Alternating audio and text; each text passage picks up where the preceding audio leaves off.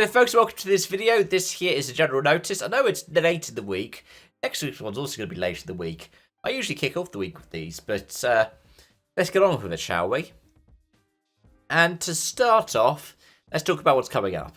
Supercars at Christchurch, a preview for Rally Japan, a review for the Royal Rally of Scandinavia, for the Canadian Grand Prix, for the Indy 500, for the Coke 600, BTCC at Snetterton, IMSA in Detroit. We'll get a preview for that one. Next general notice should be Thursday the 28th.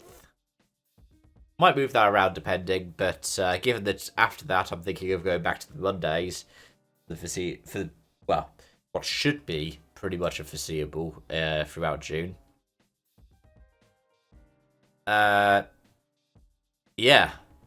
let's stick with that for now, shall we? Anyways, in terms of things from the world of motorsport, Rally Estonia is set to be a 50-hour event in 2026, with the Friday seeing the shakedown and the start of competitive action, and a Sunday afternoon finish. It's quite nice to see this kind of contracted schedule. We saw something similar in Sardinia. Was it last year they ran the 48-hour concept? I think it's cool to see it. And in the end, it started this debate as well as to what should happen with the WRC in the future. Dirtfish did a bit of a deeper dive and interviewed Oliver Solberg, John Armstrong, and Adrian Formeau. And I think consensus was they liked the changes in format. Formeau said, maybe we do longer stages but fewer stages. And Solberg and Armstrong said, yeah, it would be cool to do this kind of stuff. I know Estonia is also looking at experiment a little bit more. They want to try and, for example, look at a 100-meter jump, which would be the longest in the WRC's history. WRC 27 could potentially open up more opportunities for this stuff. Maybe a proper endurance safari. If we're doing an endurance safari, though, I think you follow what Formeau said. Fewer but longer stages.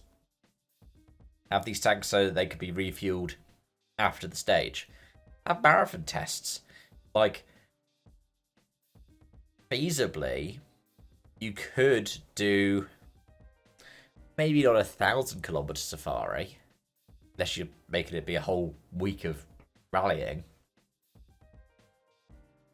But a 500, 600-kilometer event, yeah, double the length of stages and maybe have it over 4 days. That could be cool. That could be really cool. The difference is, though, comparing WRC today to even the WRC of 25 years ago, when the safari was 1,000 kilometers or so, there are a lot of changes.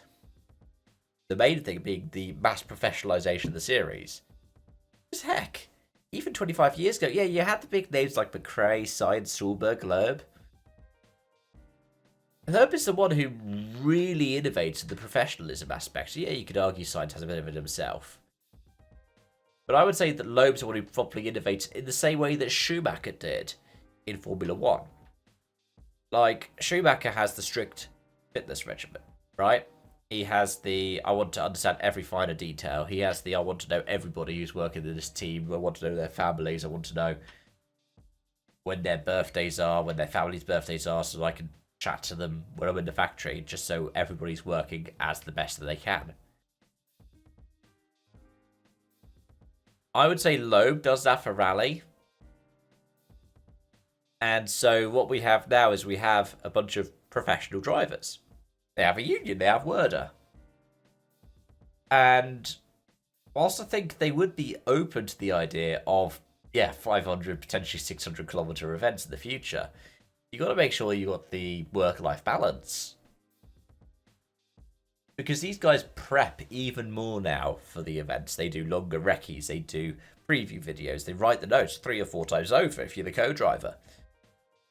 They test so many different things with setups, even with what restrictions they have in testing and how many parts can be homologated. It'd be cool to have this kind of stuff. I just don't know how feasible or really possible it is. Because it's the cork in the bottle analogy. Can't really put it back in. We've got a massively professionalised series now, where the drivers are fighting over tenths of a second. Heck, look at how close some of the rallies this season have been. You don't get that with WRC 25 years ago. Anyways, another thing that is fascinating is Katherine Legge attempting the double. She attempted the 1100, the Coke 600, and the Indy 500 back-to-back. She would be the first woman to attempt it, and the first non-American to attempt it as well. For me, it's quite nice because Katherine Legge's a local. She's from the area that I've grown up in. At the same time, interestingly, the entry list could go over the 40-car limit. Now, NASCAR has a 41st slot. But I think this would be fair to give that exemption.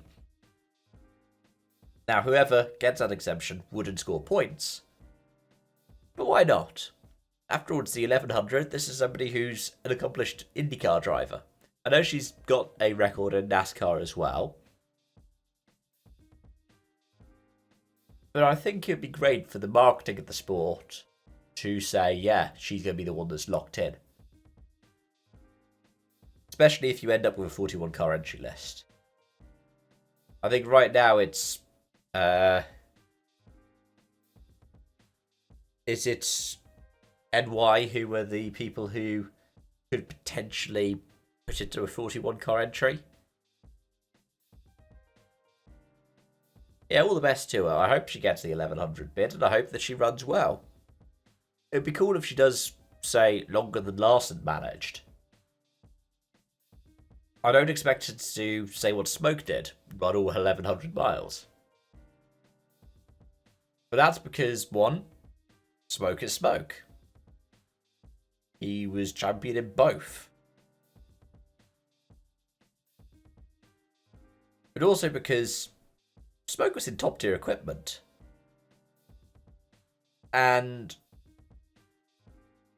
the way that IndyCar is now and the way that NASCAR is now, they're even more professional than 20 years ago.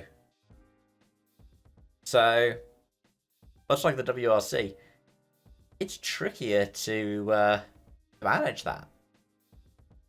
But, yeah, all the best to her.